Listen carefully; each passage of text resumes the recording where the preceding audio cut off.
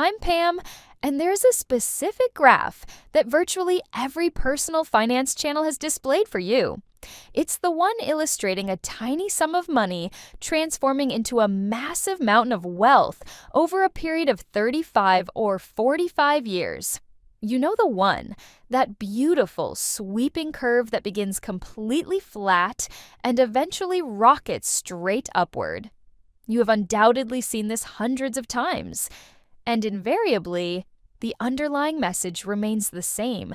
Just get started, remain consistent, and allow compounding to perform its work. However, nobody ever seems to ask the most obvious question. If that specific graph represents reality, and if compounding truly is this unstoppable force, then why are the vast majority of people who have been investing for years still financially stagnant? It is not because they failed to start. It is not because they lacked patience. It is because there's a fundamental aspect of that graph that nobody ever explains. That curve does not bend for everyone. Compounding possesses a minimum requirement, and most investors currently sit below it. You have likely heard the famous thought experiment. A single penny doubled every day for 31 days turns into over $10 million. It is the go-to example every financial educator grabs when they wish to demonstrate compound growth. While mathematically accurate, it is also deeply misleading. This is because it smuggles in an assumption that goes unquestioned, a 100% daily return rate. That is not an investment return.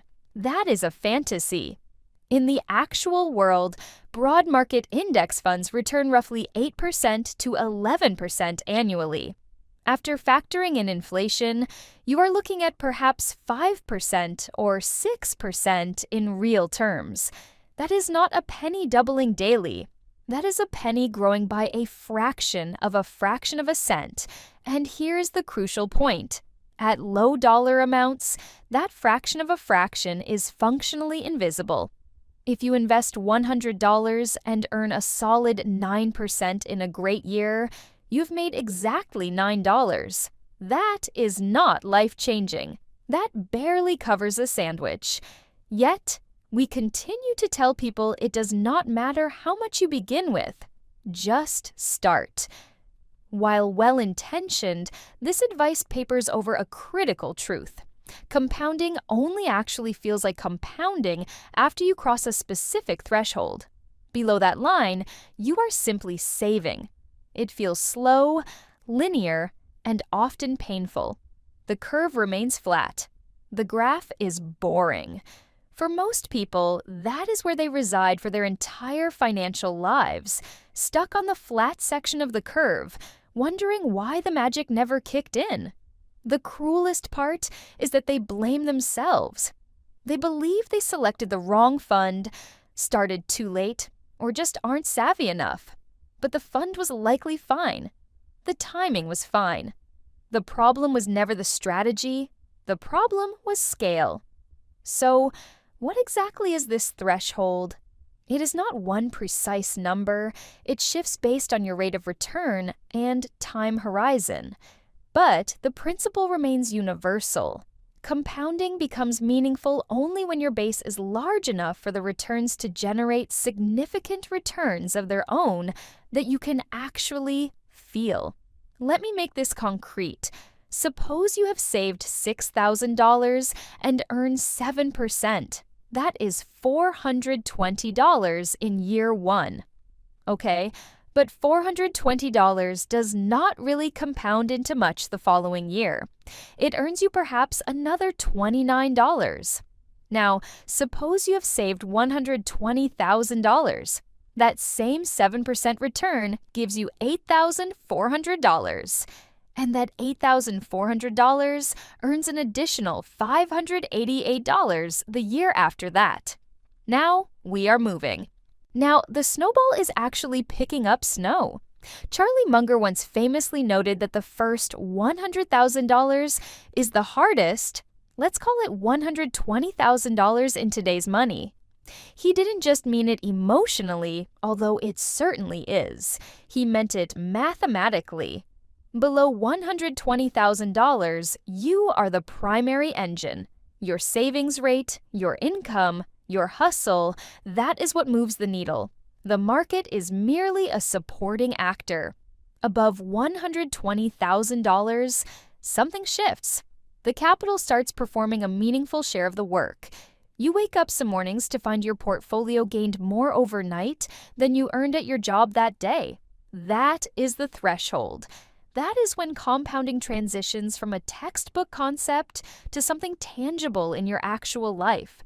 The uncomfortable truth is that most people, not because they are lazy, not because they are irresponsible, most people never reach it.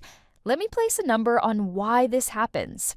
According to Federal Reserve data, the median retirement savings for an American household aged 55 to 64 is around $195,000. That means half of all households approaching retirement have less than that, and many only recently crossed the $120,000 mark if they crossed it at all. They spent decades investing, but spent most of that time on the flat part of the curve. By the time the math finally starts to get interesting, they are already entering the withdrawal phase. This is where the conversation must get honest. Because standard financial advice, cut the coffees, cancel the subscriptions, automate savings, operates on the assumption that the gap between where you are and where compounding kicks in is closable solely through frugality. For some people it is. For a lot of people, it is not. If you earn $38,000 a year and your rent is $1,300 a month, you do not have a spending problem. You have an income problem. You can optimize your grocery budget down to the cent and still lack enough margin to build the kind of base that compounding requires. This is what makes the just invest early advice so frustrating for so many, because it completely skips the hardest part. It is like telling someone to enjoy the view from the summit without mentioning the vertical cliff face they must scale first.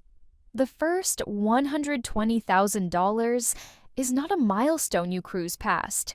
It is a brick wall, and for people burdened with student debt, medical bills, children, or the simple reality of living in an expensive world on a modest income, that wall can feel permanent.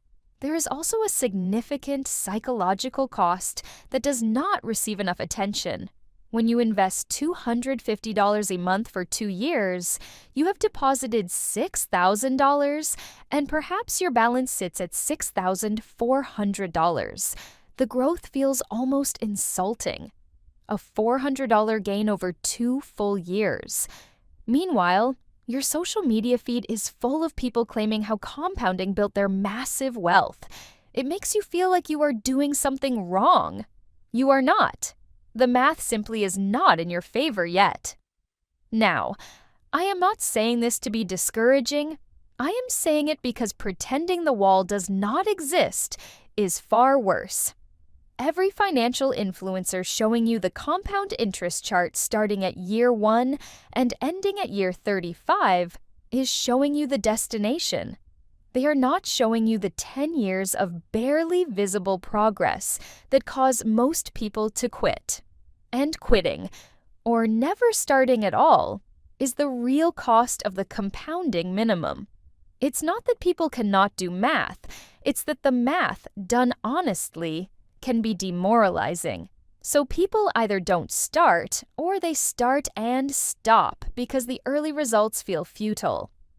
Before I get into what you can actually do about this situation, if you are watching this far in, you are clearly the kind of person who thinks deeper about money than most. That matters. And if you want more videos that go beyond surface-level advice, take 1 second and hit subscribe. Most of our viewers aren't subscribed yet, and it genuinely helps keep making content like this. All right, let's get into the solution. If the first $120,000 is the wall, how do you get over it? The answer isn't sexy, but it is real, and it has 3 parts. First, income is the lever. not budgeting. Below the compounding threshold, every extra dollar you earn matters significantly more than every dollar you save. This is not about hustle culture or grinding yourself into the ground. It is about recognizing where the highest impact effort goes. A raise, a side project generating income, or acquiring a skill that makes you more valuable in the market. These do vastly more for your financial trajectory than switching to a cheaper phone plan. You cannot optimize your way across a gap that wide. You have to earn your way across it. Second, protect the base at all costs. The biggest enemy of early-stage wealth isn't a bad stock pick. It is the emergency that empties your account. The car breaking down, the medical bill, the unexpected job loss.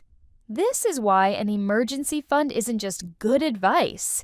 It is load-bearing infrastructure. It protects the base that you are building so that compounding actually has something to work with when you finally cross that line. Every time you drain your savings to zero and start over, you reset the clock on compounding. And each reset costs you years, not months. Third, and this matters more than people realize, do not measure your progress by the compound interest chart. Those charts are designed to sell you on the end state. They show the hockey stick. They do not show the long, flat handle you have to hold on to for years. Instead, track your savings rate. Track your net worth in absolute terms. Celebrate the milestones: $2,000, $8,000, $15,000, $30,000. Not because compounding is doing much at those levels, but because every dollar you stack is closing the distance to the threshold where it will matter. Think of it this way: you are building a runway. The plane does not take off at the beginning of the runway, it takes off at the end. But every foot of pavement you lay down matters, because without the full runway, the plane never leaves the ground. Here is what I want you to take away from this. Compounding is real. It is powerful. It is genuinely one of the most important forces in building wealth over a lifetime. But it is not magic, and it is not fair. It rewards the people who already have the most. The bigger your base, the harder it works for you. The smaller your base, the more invisible it is. That does not mean you shouldn't invest with whatever you have. You absolutely should. But it means you should pair that investing with an aggressive, clear-eyed effort to grow your income and protect your savings. Because that is what gets you to the threshold. That is what gets you off the flat part of the curve.